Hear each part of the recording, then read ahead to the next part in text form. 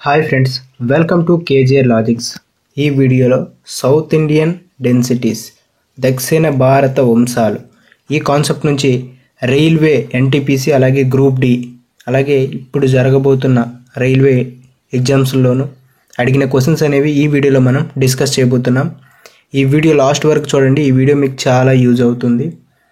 ఇంకా మన ఛానల్ని మీరు సబ్స్క్రైబ్ చేసుకోకపోతే వెంటనే సబ్స్క్రైబ్ చేసుకోండి. ఫస్ట్ క్వశ్చన్ చూడండి. హోయసాల రాజధాని ఏది? Option A Devagiri, option B Dwarasamudram, option C Mysore, option D Kalyani. మీకు ఆన్సర్ తెలిస్తే కామెంట్ చేయండి. కరెక్ట్ ఆన్సర్ ఏమవుతుంది?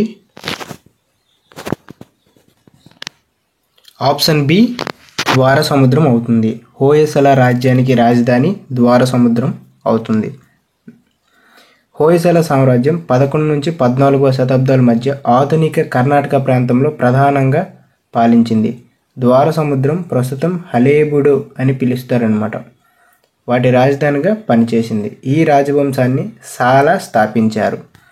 నెక్స్ట్ క్వశ్చన్ చూడండి. ఇక్కడి ఎంపికల్లో దక్షిణ ఆగ్నేయాసియాలో నావిక కార్యక్రమాలను అభివృద్ధి చేసిన రాజవంశం ఏది?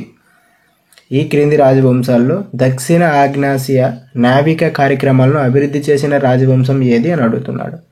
ఆప్షన్ ఏ చాళుక్య రాజవంశం, ఆప్షన్ బి గుప్త రాజవంశం, ఆప్షన్ సి చేర రాజవంశం, ఆప్షన్ డి చోళ రాజవంశం. మీకు ఆన్సర్ తెలిస్తే కామెంట్ చేయండి. కరెక్ట్ ఆన్సర్ ఏమవుతుంది? ఆప్షన్ డి చోళ రాజవంశం. చోళ రాజవంశం తమ శక్తివంతమైన నౌకాదళానికి ప్రసిద్ధి చెందిందనమాట. 9వ శతాబ్దం నుండి 13వ శతాబ్దం వరకు ఈ చోళ రాజవంశం అనేది ఉంది, చోళ సామ్రాజ్యం అనేది. ఈ నౌకాదళము శ్రీలంక మరియు దక్షిణ ఆగ్నేయాసియాలలో ప్రస్తుతం ఇండోనేషియాలను చేర్చుకునేలా చేసిందనమాట. రాజేంద్ర చోళుడు దక్షిణ ఆగ్నేయాసియాలో చేసిన సైనిక కార్యక్రమాలు వ్యూహాత్మకంగా ముఖ్యమైనవి. ఈ చోళ సామ్రాజ్యం అనేది దేనికి ప్రాముఖ్యత చెందిందంటే నౌకాదళానికి ప్రాముఖ్యత చెందింది. నెక్స్ట్ చూడండి. చోళ రాతి శాసనాల ప్రకారం గురుకులాలకు అందించిన భూ బహుమతులను ఏమని పిలిచేవారు? Option A Brahmadeya, option B Vellanvagai, option C Pallichandam, option D Salabhoga. మీకు ఆన్సర్ తెలిస్తే కామెంట్ చేయండి. కరెక్ట్ ఆన్సర్ ఏమవుతుంది? Option D is the correct answer, Salabhoga. Salabhoga అనేది గురుకులాలు వంటి విద్యా సంస్థలకు నిర్వహణకు భూ బహుమతులు అనమాట. బ్రహ్మదేయ బ్రాహ్మణులకు పన్నులు లేని భూ బహుమతులు. వేలన్వెగ వ్యవసాయానికి రైతులు భూములు, పాలిచ్చదనం జైన సంస్థలకు భూములు అనమాట. సో ఇక్కడ ప్రతి ఆప్షన్స్కి మీనింగ్ అది అనమాట. సాలభోగ అని పిలుస్తారనమాట. ఈ విద్యా సంస్థలకు భూమి అనేది బహుమతిగా ఇచ్చే విధానాన్ని సాలభోగ అని పిలుస్తారు. నెక్స్ట్ క్వశ్చన్ చూడండి. హంపీలో విరూపాక్ష దేవాలయం ఎవరికి అంకితం చేయబడింది? ఆప్షన్ ఏ భగవంతుడు శివుడు, ఆప్షన్ బి గణేశుడు, ఆప్షన్ సి విష్ణువు, ఆప్షన్ డి బ్రహ్మ. మీకు కరెక్ట్ ఆన్సర్ తెలిస్తే కామెంట్ చేయండి. కరెక్ట్ ఆన్సర్ ఏమవుతుంది? ఆప్షన్ ఏ శివుడు అవుతుంది. హంపీలో తుంగభద్ర నదీ తీరాన ఉన్న విరూపాక్ష దేవాలయం భగవంతుడి శివునికి అంకితం చేయబడింది. ఇది విజయనగర సామ్రాజ్యంలో పాత తరం మరియు ప్రధాన దేవాలయం. కృష్ణదేవరాయలు దీని అభివృద్ధిలో కీలక పాత్ర పోషించారు. నెక్స్ట్ క్వశ్చన్ చూడండి. రాజు సింహవిష్ణు ఏ రాజవంశానికి చెందినవాడు? Option A Chola, option B Pallava, option C Pala, option D Chalukya. మీకు కరెక్ట్ ఆన్సర్ తెలిస్తే కామెంట్ చేయండి. కరెక్ట్ ఆన్సర్ ఏమవుతుంది? ఆప్షన్ బి పల్లవ అవుతుంది. రాజు సింహవిష్ణు పల్లవ వంశాన్ని స్థాపించాడు. సో ఈ రాజు సింహవిష్ణు అనే 575 to 607 వరకు పరిపాలించాడు అనమాట. ఇది తమిళనాడులోని కాంచీపురం నుండి పాలించింది. మిగిలిన ప్రముఖ పల్లవ రాజులు మహేంద్రవర్మ I మరియు నరసింహవర్మ I. కీరతార్జునయం రచయిత భరవి. ఈ భరవి అనే ఒక వ్యక్తి సింహవిష్ణు అనుచరుడు అనమాట. రాజు సింహవిష్ణు యొక్క అనుచరుడు. ఈ భరవి అనే రచయిత ఏం రాశాడంటే కీరతార్జునీయం అనే ఒక ఇది రాశాడనమాట, ఆథర్. నెక్స్ట్ క్వశ్చన్ చూడండి. కాంచి ఎవరికి రాజధానిగా ఉండేది? ఆప్షన్ ఏ రాష్ట్రకూటులు, ఆప్షన్ బి చోళులు, ఆప్షన్ సి పల్లవులు, ఆప్షన్ డి చాళుక్యులు. మీకు ఆన్సర్ తెలిస్తే కామెంట్ చేయండి. కరెక్ట్ ఆన్సర్ ఏమవుతుంది? ఆప్షన్ సి పల్లవులు అవుతుంది. కాంచి అంటే కాంచీపురం 7వ మరియు 8వ శతాబ్దాల్లో పల్లవుల రాజధానిగా ఉండేది. నరసింహవర్మన్ II ఈ వంశానికి చెందినవారు. కైలాస నాథర ఆలయం మరియు మహాబలిపురంలో ఉన్న తీర దేవాలయాలను నిర్మించారన్నమాట. నెక్స్ట్ క్వశ్చన్ చూడండి. పులికేశి I మరియు పులికేశి II రాజులు ఈ క్రింది వాటిలో ఏ వంశానికి చెందినవారు? ఆప్షన్ ఏ చోళ వంశం, ఆప్షన్ బి చాళుక్య వంశం, ఆప్షన్ సి కుషాణ వంశం, ఆప్షన్ డి మగధ వంశం. మీకు కరెక్ట్ ఆన్సర్ తెలిస్తే కామెంట్ చేయండి. కరెక్ట్ ఆన్సర్ ఏమవుతుంది? Option B is the correct answer, Chalukya వంశం. పులికేశ I వాతాపి చాళుక్య వంశానికి స్థాపించారన్నమాట. పులికేశ II ఈ వంశంలో గొప్ప పాలకుడుగా ప్రసిద్ధి చెందారు మరియు హర్షవర్మ వంటి ఇతర ప్రాంతీయ పాలకులపై విజయాలు సాధించారు. నెక్స్ట్ క్వశ్చన్ చూడండి. పులికేశ II ఏ వంశానికి చెందిన అత్యంత ప్రసిద్ధి చెందిన పాలకుడు? క్రిందిటి క్వశ్చన్లోనే మనం ఆన్సర్ అనేది తెలుసుకున్నాం. Option A is the correct answer అవుతుంది. చాళుక్య వంశానికి చెందినవారు అనమాట. ఈ పులికేశ పేరుతో ఉన్న రాజులు చాళుక్య వంశానికి చెందినవారు. చాళుక్య వంశానికి చెందిన పులికేశ II తన సైనిక విజయాలు మరియు పరిపాలనలో ప్రఖ్యాత పొందాడు. ఆయన హర్షవర్మను ఓడించి విస్తారమైన సామ్రాజ్యాన్ని పాలించాడు. నెక్స్ట్ క్వశ్చన్ చూడండి. 7వ మరియు 8వ శతాబ్దాల్లో చాలా శక్తివంతమైన వారు. వారి రాజధాని కాంచీపురం. కింది ఆప్షన్స్లో ఎవరు 7వ మరియు 8వ శతాబ్దాల్లో చాలా శక్తివంతమైన వారు, అలాగే వారి రాజధాని కాంచీపురం? ఆప్షన్ ఏ పల్లవులు, ఆప్షన్ బి ప్రతిహారులు, ఆప్షన్ సి పాలులు, ఆప్షన్ డి చోళులు. మీకు కరెక్ట్ ఆన్సర్ తెలిస్తే కామెంట్ చేయండి. కరెక్ట్ ఆన్సర్ ఏమవుతుంది? ఆప్షన్ ఏ పల్లవులు అవుతుంది. పల్లవులు 7వ మరియు 8వ శతాబ్దాల్లో దక్షిణ భారతదేశంలో శక్తివంతమైన వంశం. కాంచీపురం వారి రాజధానిగా ఉండేది. వారు కళ మరియు శిల్పకళకు ప్రాధాన్యత ఇచ్చారు. కైలాసనాథర ఆలయం మరియు మహాబలిపురం స్మారక చిహ్నాలను నిర్మించారనమాట. కైలాసనాథర ఆలయము, మహాబలిపురం ఎవరు నిర్మించారంటే పల్లవులు నిర్మించారు. నెక్స్ట్ క్వశ్చన్ చూడండి. డాష్ పాండ్య వంశానికి రాజధాని?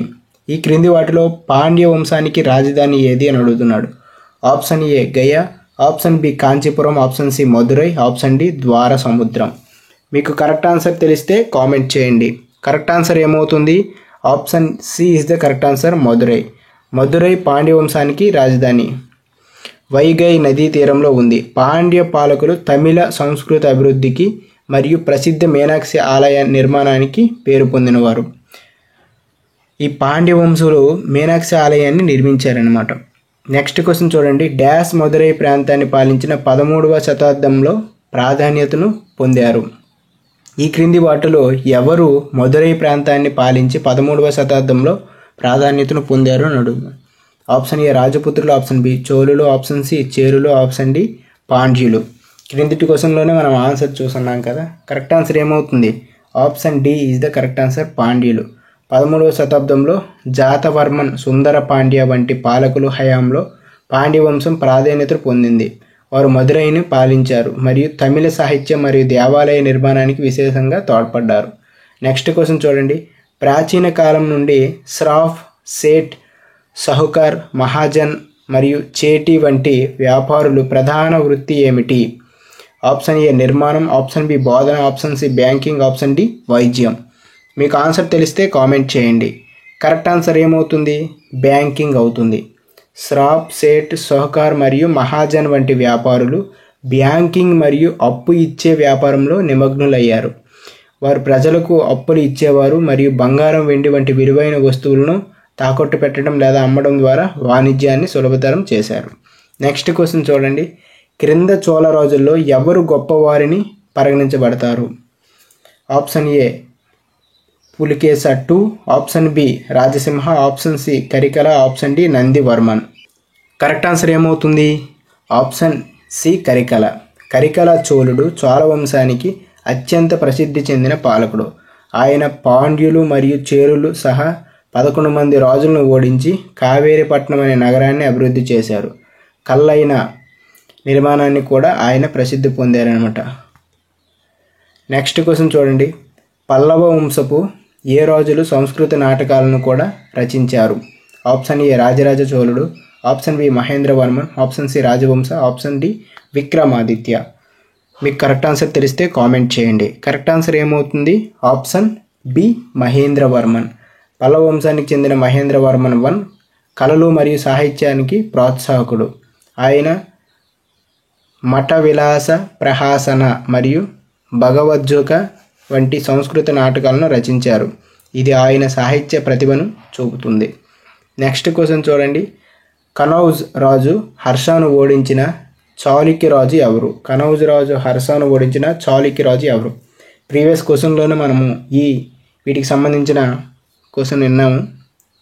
Option A Siddharaj Solanki, option B Vastupala, option C Pulikesha II, option D Mulraj. మీకు ఆన్సర్ తెలిస్తే కామెంట్ చేయండి.